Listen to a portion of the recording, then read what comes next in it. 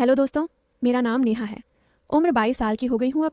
गांव की हूँ मैं, पंजाब के एक छोटे से गांव की, जहाँ खेत हरे भरे रहते हैं और हवा में सरसों की खुशबू घुली रहती है। मेरी हाइट ठीक ठाक है, 5 फुट 4 इंच, और फिगर की मेरी है। अरे, लोग तो कहते हैं कि मैं काफ़ी आकर्षक हूँ। कमर पतली, कूल्हे थोड़े चौड़े, जैसे गांव की लड़कियां होती हैं जो खेतों में काम करती हैं। शरीर मजबूत लेकिन नरम भी। बाल लंबे काले, आंखें बड़ी बड़ी, और होंठ हंसते वक्त गुलाबी हो जाते हैं। लोग देखते रह जाते हैं कभी कभी, लेकिन मैं शर्मा जाती हूँ। आज मैं अपनी ज़िंदगी की वो कहानी सुनाने जा रही हूँ जो मेरे साथ घटी, जो शुरू में तो सबको लगती है बस एक साधारण गांव की लड़की की रोज़मर्रा की बातें, लेकिन धीरे धीरे इतनी गहराई में चली जाती है कि दिल छू जाती है।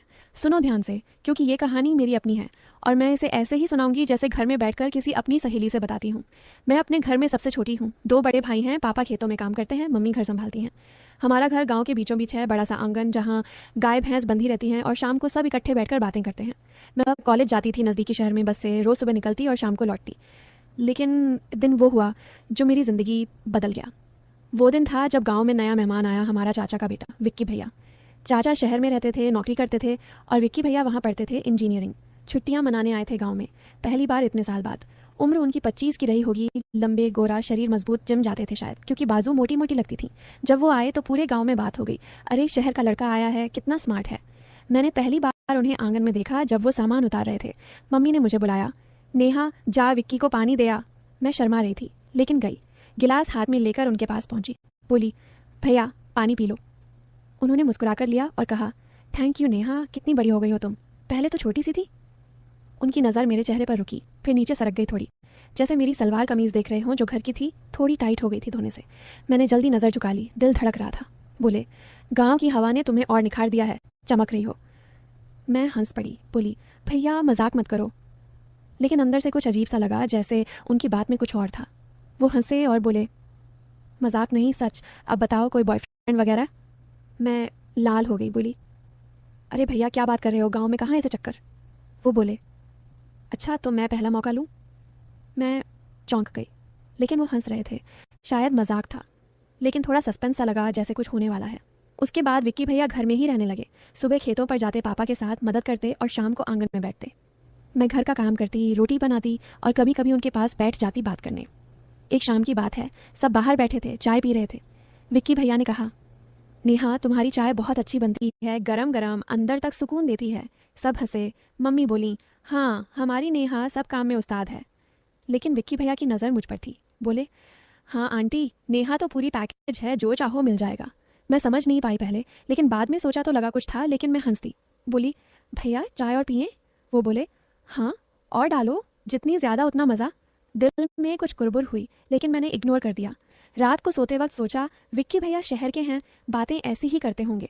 लेकिन मन में था, क्या वो सच में मजाक कर रहे हैं या कुछ और। धीरे धीरे दिन बीतने लगे। विक्की भैया मुझे कभी खेत पर बुलाते, कहते, नेहा चलो घुमाऊं तुम्हें ट्रैक्टर पर।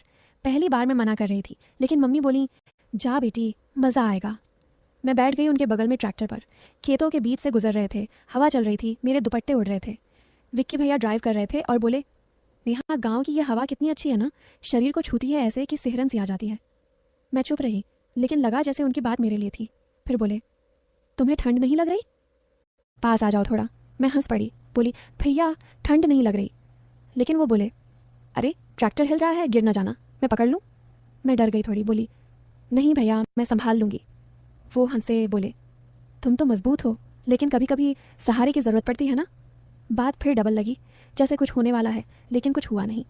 बस ट्रैक्टर चलता रहा और हम खेत के किनारे पहुंच गए। वहाँ रुककर उन्होंने फसल देखी। बोले, नेहा ये सरसों कितनी ताज़ी है, छू कर देखो, कितनी रसीली। मैंने छुई, बोली, हाँ भैया अच्छी है। वो बोले, जैसे तुम ताज़ी और रसीली। मैं लाल हो गई, जल्दी बोली, चलो घर चलें। मन में सस्पेंस बढ़ रहा था, क्या विक्की भैया सच में मुझे, लेकिन नहीं, वो तो भाई जैसे हैं। घर लौटकर मैं अपने कमरे में गई, सोचा बहुत। विक्की भैया अच्छे हैं, मदद करते हैं सबकी, गांव वालों से घुल मिल गए हैं, लेकिन उनकी बातें क्यों ऐसी लगती हैं, शायद शहर की आदत। अगले दिन सुबह मैं नहाकर आई, बाल गीले थे। विक्की भैया आंगन में बैठे थे। बोले, नेहा बाल गीले क्यों, नहाई हो। मैं बोली, हाँ भैया। वो बोले, अच्छा किया, गर्मी में नहाना ज़रूरी है, शरीर को ठंडक मिलती है अंदर तक। फिर मुस्कुराए। मैं समझ गई थोड़ा था, लेकिन हंसती। दिन भर काम में लगी रही। शाम को फिर बातें हुई। विक्की भैया ने कहा कि वो गांव में एक प्रोजेक्ट करना चाहते हैं। जैसे सोलर पंप लगवाना खेतों के लिए, क्योंकि शहर में पड़े हैं तो कुछ नया करना चाहते हैं। पापा खुश हो गए, बोले बेटा तू कर, हम साथ देंगे। मैं सुन रही थी, मन में सोचा विक्की भैया कितने अच्छे हैं, गांव के लिए सोचते हैं। फिर एक दिन वो हुआ जो सस्पेंस बढ़ा दिया। शाम को मैं कपड़े सुखा रही थी छत पर, विक्की भैया ऊपर आ गए, बोले नेहा मदद करूं? मैं बोली नहीं भैया हो जाएगा। लेकिन वो पास आ गए, एक साड़ी उठाई मम्मी की, बोले ये कितनी सॉफ्ट है, छूने में मज़ा आता है। मैं चौंक गई, बोली भैया वो मम्मी की है। वो हंसे, बोले मजाक कर रहा हूँ, लेकिन सच में गांव के कपड़े अच्छे होते हैं, शरीर से चिपकते नहीं ज़्यादा। बात फिर अजीब लगी, जैसे मेरे कपड़ों की तरफ इशारा। मैं जल्दी नीचे आ गई। रात को डिनर के वक्त सब बैठे थे। विक्की भैया ने कहा नेहा तुम्हारी रोटी बहुत नरम बनती है, मुंह मुंह में घुल जाती है। सब हंसे। भाई बोले हाँ हमारी बहन उस्ताद है, लेकिन मुझे लगा थोड़ा ज़्यादा ही, लेकिन कुछ कहा नहीं। धीरे धीरे विक्की भैया गांव के काम में लग गए। वो पंप की जगह देखने गए, मैं भी साथ गई क्योंकि पापा बोले मदद कर। खेत में पानी की नहर के पास पहुंचे, वहाँ कीचड़ था थोड़ा, मैं फिसली थोड़ी। विक्की भैया ने हाथ पकड़ लिया, बोले संभलो नेहा, गिर जाओगी तो गंदी हो जाओगी, मैं उठा लूँ? मैं बोली नहीं भैया ठीक हूँ। उनका हाथ गर्म था, मजबूत, दिल धड़का, लेकिन छोड़ दिया जल्दी। फिर बोले यहाँ पानी की समस्या है, अगर सोलर पंप लगा तो सबकी ज़िंदगी आसान हो जाएगी, सबको भरपूर मिलेगा। मैं बोली हाँ भैया आप अच्छा कर रहे हो। वो मुस्कुराए, बोले तुम्हारे लिए तो कुछ भी। मैं चुप हो गई, क्या मतलब? लेकिन वो प्रोजेक्ट की बात करने लगे। हम घंटों वहाँ बैठे प्लान बनाते रहे, कैसे पैसे जुटाएंगे, गांव वालों को कैसे समझाएंगे। मैंने पहली बार महसूस किया कि विक्की भैया सिर्फ शहर के नहीं, दिल से गांव के हैं। वो बोले नेहा तुम पढ़ी लिखी हो, तुम मदद करो मुझे लोगों को समझाने में। मैं खुश हो गई, बोली ज़रूर भैया। उसके बाद हम दोनों मिलकर काम करने लगे। गांव वालों के घर जाते, समझाते कि सोलर पंप से बिजली का बिल नहीं, पानी भरपूर। शुरू में लोग हिचकिचाते, कहते शहर का चक्कर है, पैसा डूब जाएगा। लेकिन विक्की भैया धैर्य से समझाते और मैं साथ होती। एक दिन एक अंकल बोले विक्की बेटा तू तो शहर में अच्छी नौकरी कर सकता है, यहाँ क्यों समय खराब? विक्की भैया बोले अंकल गाँव ही तो हमारा है,